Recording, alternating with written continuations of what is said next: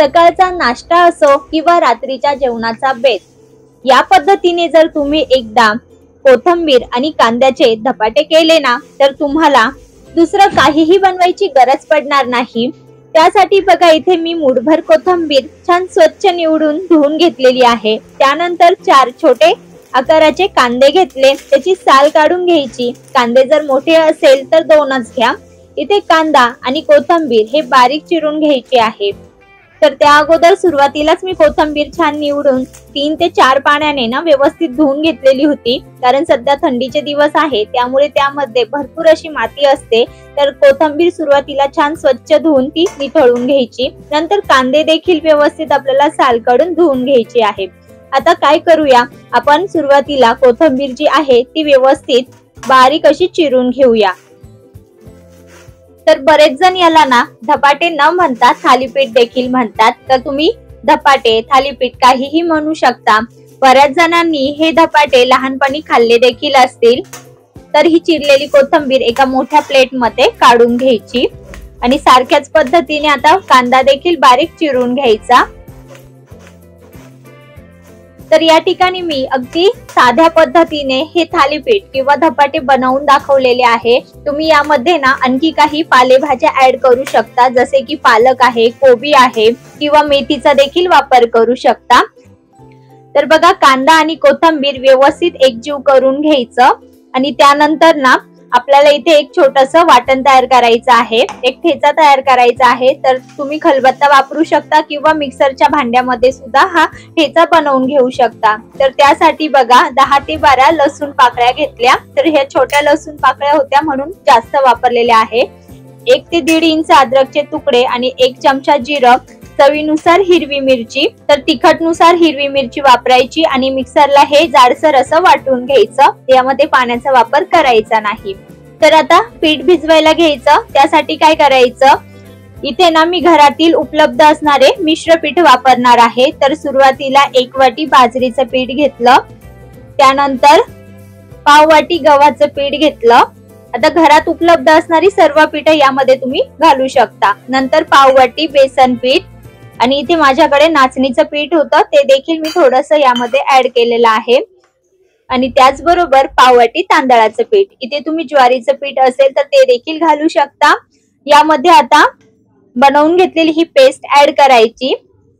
त्यासोबतच थोडीशी हळद देखील घातली, म्हणजे रंग देखील छान येईल। आणि 2 चमचे सफेद तीळ ऍड केलेला आहे।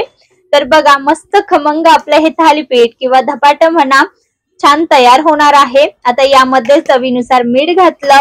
तर आता ही सर्व पीठ ना चांगली एकजीव म्हणजेच मिसळून घ्यायची आहे। तर बघा, व्यवस्थित हे मी चांगलं मिक्स करते, जेणेकरून यामध्ये घातलेले जे मसाले आहे, ठेचा आहे, व्यवस्थित एकजीव होईल, मीठ सुद्धा एकसारखं लागलं जाईल। तर इथे मी घरात उपलब्ध असणारी पिठे घातली। याऐवजी तुम्ही थालीपीठची भाजणी मिळते ती देखील ऍड करू शकता किंवा ज्वारीचं पीठ असेल तर ते देखील वापरू शकता किंवा नुसतंच तुम्ही बाजरीचं पीठ जरी घातलं ना तरी देखील छान अशी ही थालीपीठ तयार होतात। आता यामध्ये ना पीठ भिजवण्याकरता थोडं थोडं पाणी घालायचं आणि चांगलं मळून घ्यायचं आहे। ज्या पद्धतीने आपण भाकरीचं पीठ भिजवतो ना, सेम त्याच पद्धतीने हे पीठ भिजवून घ्यायचं। हलकसं नरमच ठेवायचं, जास्तही घट्ट करायचं नाही, म्हणजे थालीपीठ सुद्धा एकसारखं व्यवस्थित असं थापलं जातं। तर बघा, थोडं थोडं पाणी करून ना चांगला असा नरम याचा मी गोळा तयार करून घेते।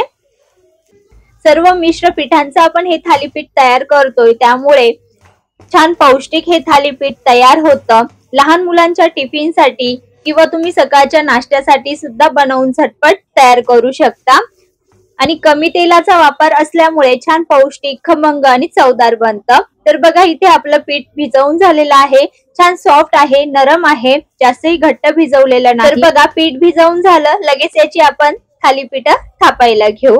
तर ही थालीपीठ आपण हाताने रुमालावर थापणार आहोत। त्याकरिता इथे मी पोलपाट घेतला आणि पोलपाटावर ना बघा थालीपीठचाच रुमाल आहे, जो की मी नेहमी वापरते। तर तो रुमाल घेतला। तर कॉटनचा कुठलाही तुम्ही सुती कपडा घ्या।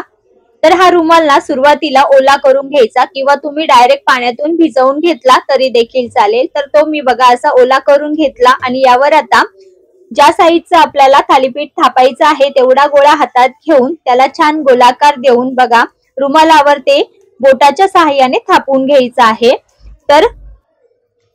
तर हात हा पाण्यामध्ये भिजवायचा किंवा बोटांच्या मदतीने बघा दाखविल्याप्रमाणे व्यवस्थित असं हे थापून घ्यायचं। छान एकसारखं थापलं जातं। पीठही व्यवस्थित आपण नरम भिजवून घेतलेलं होतं, त्यामुळे पटकन हे पसरलं जातं। तर थालीपीठ जास्त पातळही नाही आणि जास्त जाड सुद्धा थापायचं नाही। तर बघा मध्यम स्वरूपाचं असं मी थापून घेतलं। आता यावर ना तुम्ही तीळ सुद्धा भुरभुरू शकता, परंतु तीळ आपण यामध्ये ऑलरेडी घातलेलं होतं, त्यामुळे मी वरतून लावलेलं नाही। तुम्ही ते वरतून सुद्धा लावू शकता। छान खमंग खरपूस हे दिसतं। आणि सर्वात शेवटी बोटाच्या मदतीने बघा दाखविल्याप्रमाणे असा छिद्र किंवा गोल तयार करून घ्यायचं, म्हणजे आतपर्यंत हे छान शिजलं जातं। तर आता तवा सुद्धा मी अगोदरच गरम करून घेतला होता, यावर थोडंसं तेल घालूया आणि हे थापलेलं थालीपीठ जे आहे रुमालावर ते तव्यावर घालूया। तर गॅसची फ्लेम ही मध्यम ठेवायची आणि मध्यम आचेवर हे थालीपीठ छान असं आपल्याला दोन्ही बाजूने खरपूस खमंग भाजून घ्यायचं आहे। तर बघा रुमालाला आपण पाणी लावल्यामुळे ना अजिबात हे चिटकलेलं नाही, अलगद निघालेलं आहे आणि कुठेही तुटलं देखील नाही। तर गॅसची फ्लेम मी आता मध्यम केलेली आहे आणि मध्यम आचेवर ना आपल्याला वरची बाजू ही छान कोरडी करून घ्यायची आहे, हलकीशी भाजून घ्यायची आहे।